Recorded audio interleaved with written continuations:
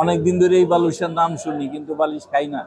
ডায়াবেটিসে ভর্তি, তাও আইলাম যখন একটু খেয়ে যাই, আসলাম খেয়ে গেলাম, বালিশ সম্বন্ধে একটু অভিজ্ঞতা গেল আর কি।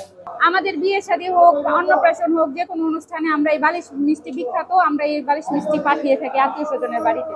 এই প্রতিষ্ঠান 100 বছরের উপরে এই বালিশ মিষ্টি। হাওর অধ্যুষিত নেত্রকোনা জেলা নতুনভাবে পরিচিতি পেয়েছে এক অনন্য স্বাদের মিষ্টির কারণে।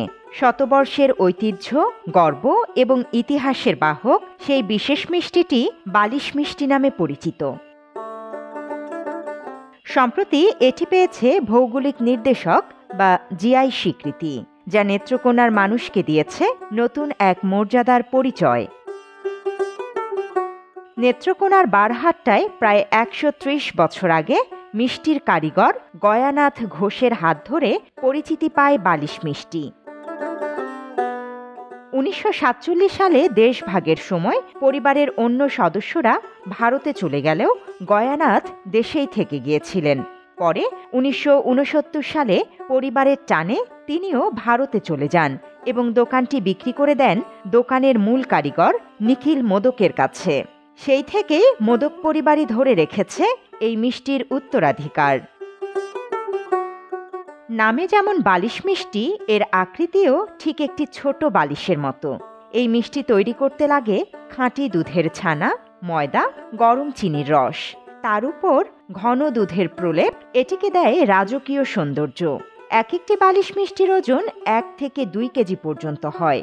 নেত্রকোনার স্থানীয়রা ছাড়াও দেশের বিভিন্ন প্রান্তের মানুষ ঐতিহ্যবাহী এই মিষ্টির স্বাদ নিতে ছুটে আসে।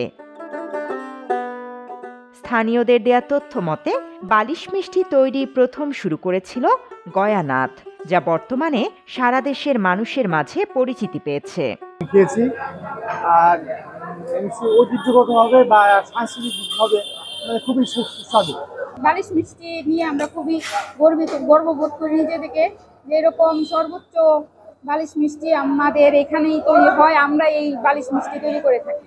আমাদের বিয়ে শাদী হোক, অন্নপ্রাশন হোক, যে কোনো অনুষ্ঠানে আমরা এই বালিশ মিষ্টি বিখ্যাত, আমরা এই বালিশ মিষ্টি পাঠিয়ে থাকি আত্মীয় স্বজনের বাড়িতে। মাত্র 30% টাকায় জমির মালিক হয়ে নতুন বাংলাদেশের গড়ে তোলার স্বপ্ন দেখা বাংলা বসতি। এই প্রতিষ্ঠান 100 বছরের উপরে এই বালিশ মিষ্টি আপনারা নিয়ে অনেক জায়গা দূর দূরান্ত নিয়ে যায়, মানুষের অনেক মিষ্টি করে নেয় এগুলো। আমরা অনেক দিন যাবত, আজকে 30 বছর ধরে কাজ করি।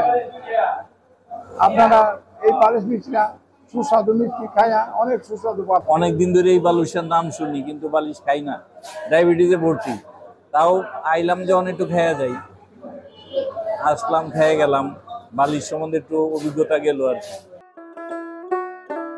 জিআই স্বীকৃতি পাওয়া বড় অনুপ্রেরণা জুগিয়েছে উল্লেখ করে বর্তমান পরিচালক খোকন মোদক বলেন, বালিশ মিষ্টির ঐতিহ্য অক্ষুণ্ণ থাকবে। ঐতিহ্যই বালিশ মিষ্টি। এই বালিশ মিষ্টির সস্তায় গয়নাথ মিষ্টান্ন ভান্ডার, সর্বপ্রথম গয়নাথ ঘোষ এই বালিশ মিষ্টির প্রতিষ্ঠাতা। তারপরে উনি চলে যাওয়ার সময় আমার ফাদার তারপরে এই বালিশ মিষ্টি তৈরি করছে স্বর্গীয় নিখিল চন্দ্র মোদক। এখন আমরা পরিচালনা করছি এই বালিশ মিষ্টি। মানুষের মাঝে আরও বেশি ছড়িয়ে যাবে এই মিষ্টির সুনাম। ইতিমধ্যে এই মিষ্টির স্বাদ সকলের মাঝে ছড়িয়ে দিতে সর্বনিম্ন 30 টাকা থেকে 1000 টাকায় বিক্রি করা হচ্ছে এই মিষ্টি। সবচেয়ে বড় সাইজ 1000 টাকা দামের, তারপরে 500 টাকা দামের, 200 টাকা দামের, 300 টাকা দামের, 100 টাকা দামের, 50 টাকা দামের, সর্বনিম্ন 30 টাকা দামের। সর্বনিম্ন 30 টাকা দামের সবচেয়ে বড় সাইজটা, সেটা হলো 1000 টাকা দামের। গয়নাথ মিষ্টান্ন ভান্ডার এটুকু জেলার গর্ব, আমাদের গর্ব এবং জেলার গর্ব, জিআই পণ্যত পাওয়া। স্থানীয়দের ভাষায় নেত্রকোনার বালিশ মিষ্টি শুধু একটি মিষ্টি নয়, এটি জেলার গৌরব ও ঐতিহ্য। তাই বালিশ মিষ্টি এই জেলার স্বাদের প্রতীক। Desk report, Bangla addition.